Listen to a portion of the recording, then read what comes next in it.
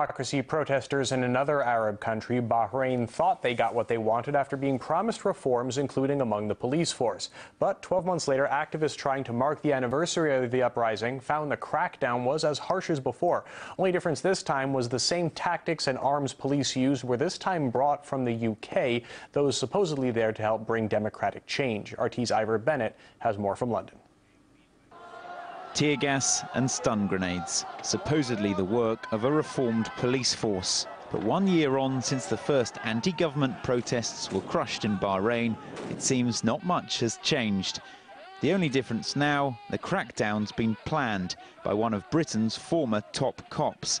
John Yates used to be Assistant Commissioner of London's Metropolitan Police. He now works for Bahrain's monarchy, which says he's there to oversee police reforms. The police in Bahrain are behaving despicably. Their latest trick is to throw cans of tear gas into homes of people they don't like, shut the doors, and people have died choking to death. Tear gas is something you use out of doors. And I think for any British police officer, although Mr. Yates now is retired, to be associated in any way with that is wrong. Yates resigned from Scotland Yard last year, an early victim of the phone hacking scandal. He popped up in Bahrain in December as part of the regime's PR campaign to clean up its image. A campaign pushed hard, it seems, by Yates himself. He recently told the Daily Telegraph his new charges had a well-rehearsed plan for the anniversary of the uprising, adding, "The concept of reasonable reaction to provocation has been reinforced."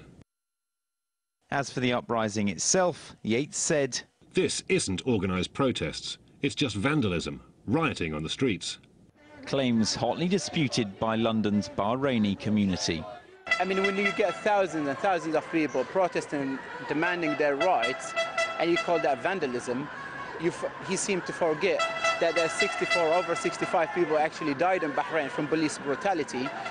Activists in Bahrain insist their protest was peaceful, their aim to reach the iconic Pearl roundabout in the capital, Manama.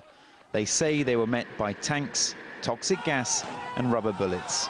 What we witness on the ground is not different from what been practiced previously, but it's been extended through the toxic gases and use of poisoning gas. So if this Mr. John is contributing, we should see positive things at the ground.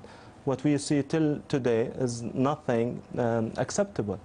It may not just be British tactics Bahrain's using, but weapons too.